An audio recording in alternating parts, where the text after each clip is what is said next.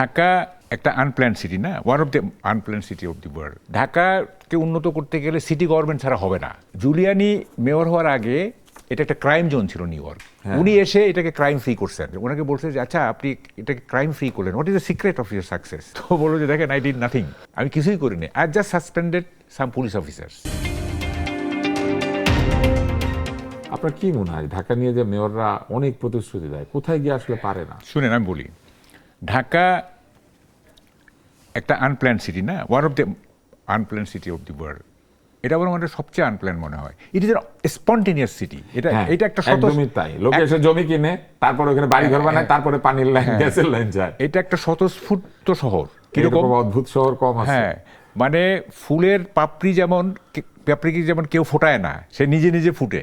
হ্যাঁ, ঢাকাও নিজে নিজে ফুটে গেছে সে, এবং কেউ এটাকে নিয়ন্ত্রণ করে না। এটা একটা আনপ্ল্যান, আনকন্ট্রোল। কিন্তু উদাহরণ ভাই ফুলের সাথে হবে না। মানে ঢাকা একটা নদী ছিল, হঠাৎ দেখলাম নদী নাই, বাঁধ হয়েছে। বাঁধের পরে দেখলাম ওইখানে কিছু জমি ভরাট হয়েছে, আবার শুনি ওইটার নাম নাকি ঢাকা উদ্যান।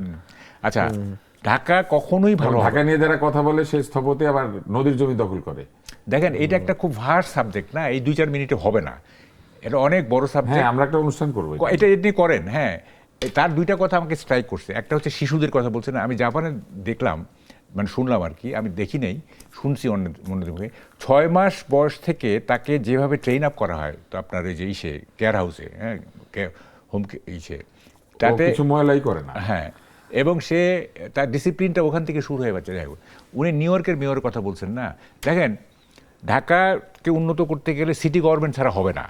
যেমন নিউ ইয়র্কের মেয়র হানিফ সাহেব বহু আগে বলেছেন, কেউ এখন পর্যন্ত হয় না। এটা ব্যুরোক্রেটরা এটা কখনোই চাবে না, এবং এটা কখনো হবে না।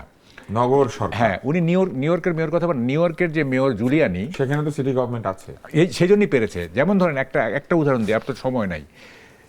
জুলিয়ানি মেয়র হওয়ার আগে এটা একটা ক্রাইম জোন ছিল নিউ ইয়র্ক। উনি এসে এটাকে ক্রাইম ফ্রি করছেন। তো আমি তার একটা ইন্টারভিউ দিতেছিলাম, ওনাকে বলছে যে আচ্ছা আপনি এটাকে ক্রাইম ফ্রি করলেন, what is the secret of your success? তো বললো যে দেখেন আই ডিড নাথিং, আমি কিছুই করিনি, I just suspended some police officers and that's all. তো বললো যে দ্যাট ওয়ার্কড।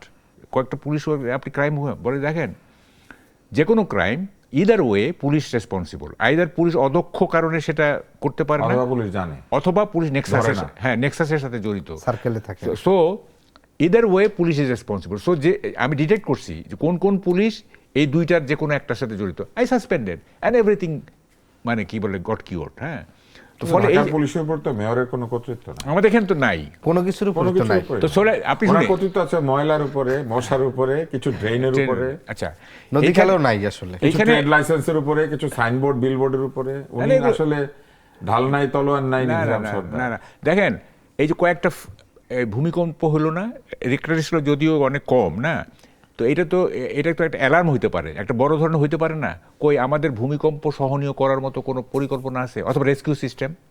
হ্যাঁ, কিন্তু সেটা আবার ঢাকার মেয়রের অধীনে নাই, ওটা দমকল বাহিনী এবং হ্যাঁ, কথাটা হচ্ছে কি, আপনি আসলে ওনার অধীনে না, আমি বলতেছি সিনেমা নায়কের মতো। হ্যাঁ, ইলেকট্রিসিটি একরকম ভাবে করতেছে, ওয়াসা এসে তার মতো করে আবার করতেছে। হ্যাঁ, তো ফলে এই যে বিভিন্ন ডিপার্টমেন্টের মধ্যে যে ইনার কন্ট্রাডিকশন, হ্যাঁ, এবং এগুলির কোনো নাই আর কি। হ্যাঁ, কোনো মানে কি বলে সমন্বিত যে একটা ব্যাপার, সেটা নাই, এবং এটা হবেও না। সিটি গভর্নমেন্ট ছাড়া এগুলো হবে না, খামাখা বলে তো লাভ নাই।